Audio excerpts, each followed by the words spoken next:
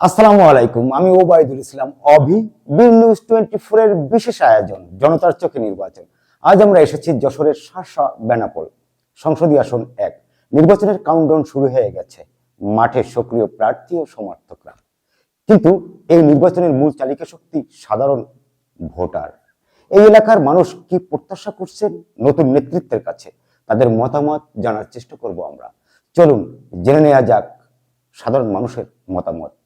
এই নির্বাচন তো অনেক গুরুত্বপূর্ণ একটি নির্বাচন, তা আপনারা কেমন নির্বাচন আশা করছেন? আমরা একটা শান্তিপূর্ণ নির্বাচন আশা করি, যেহেতু আমরা নির্বাচন জনগণ, আমরা কোনো জ্ঞান ফাসাদ পছন্দ করি না। আমরা চাই সম্মিলিতভাবে সবাই মিলেমিশে যদি নির্বাচন করে সেটাই বেটার হবে। কাউকে বাদ রেখে জ্ঞান করে এটা ভবিষ্যৎ খারাপ। তো যাই হোক, আমরা এই দেশটাকে বাংলাদেশই দেখতে চাই।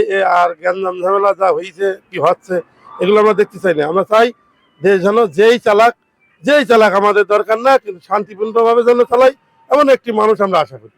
আচ্ছা, এই শার্শাবাসীর জন্য কেমন প্রার্থী নির্বাচিত হলে আপনাদের জন্য সুবিধা হয়? কেমন প্রার্থী চান?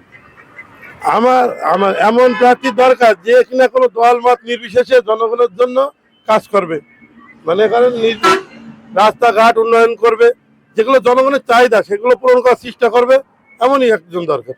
সামনে নির্বাচন আসছে, নির্বাচনটি কেমন নির্বাচন আশা করছেন আপনি?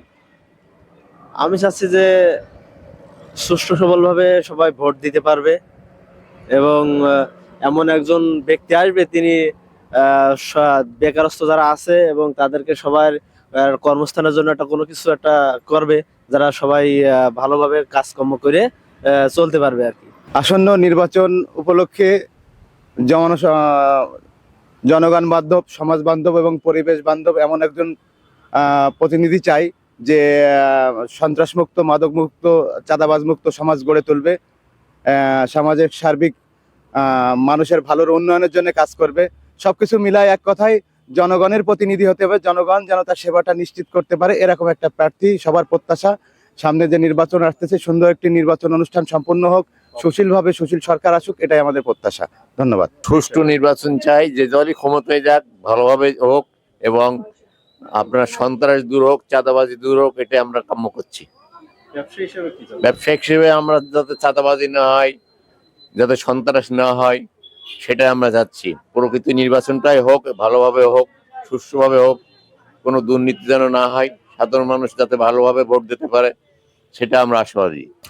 আমরা এই নির্বাচনটা যাতে ভালোভাবে হয়, ভালো পর্যায়ে একটা কাজ হোক, কারণ দীর্ঘদিন তো একজন চালাইছে, সে তো চালিয়ে দেশের এই অবস্থা করছে, এখন দেশ থেকে পালাতক।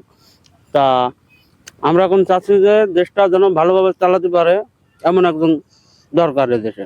মনে করেন যেন একজনের বিপদে যদি আর একজন এগিয়ে আসে, তাহলে এদিক থেকে মনে করেন গ্রামগঞ্জে বলে বিভিন্ন লোক মানে যাতে একটু সাহায্য পায়, হেল্প পায়। এমন সরকার আসুক যে সরকার দেশের সমস্ত যারা খেটে খাওয়া মানুষ আছে তারা যাতে ভালোভাবে জীবনযাপন করতে পারে, তাদের দিকটা যেন বিবেচনা করে, নিজের স্বার্থ যেন তারা না দেখে। সীমান্তবর্তী এলাকা আপনাদের এই শার্শা উপজেলা, তাই তো? জি। আপনারা পোর্ট থানার ভিতরে আছেন। জি। আসলে এখানে কেমন নেতা সংসদ নির্বাচিত হলে আপনাদের জন্য সুবিধা? এখানে এমন নেতা দরকার যে নেতা মনে করেন যে মাদক, ইন্ডিয়া থেকে যে মাদকগুলো আসছে আমাদের দেশে যুব সমাজ পুরো ধ্বংস করে ফেলছে। এমন নেতা আসুক যে এই মাদকের বিরুদ্ধে যুদ্ধ ঘোষণা করবে। কোনো মাদক মনে করেন ইন্ডিয়া থেকে বাংলাদেশে ঢুকবে না। এই বছর আপনি যে নির্বাচন আসছে, কেমন নির্বাচন আশা করছেন? নির্বাচন সুষ্ঠু হোক এবং সঠিকভাবে হোক, এটাই আর কি আমাদের কামনা এবং চাওয়া পাওয়া। সুষ্ঠু বলতে কেমন? সুষ্ঠু বলতে ঠিকভাবে বিগত সালে যেভাবে নির্বাচনগুলো হয়েছে একতরফা, এবার যাতে সুষ্ঠুভাবে হয়, এটাই আর কি। যে আমরা যাতে ভোট কেন্দ্রে যে ভোট দিতে পারি সঠিকভাবে, হ্যাঁ, এটাই আর কি। সীমান্তবর্তী এলাকায় আসলে এখানে কেমন প্রার্থী এমপি নির্বাচিত হলে এই এলাকার জন্য ভালো? আমাদের চাওয়া পাওয়া একটাই, যে আমাদের এলাকার উন্নয়ন হোক, ঠিক আছে। আমরা যাতে কর্মসংস্থান আরো বেশি বৃদ্ধি পাক, মানুষজন সঠিকভাবে কাজকাম করে সুষ্ঠুভাবে খেতে পারে, এটাই আর কি।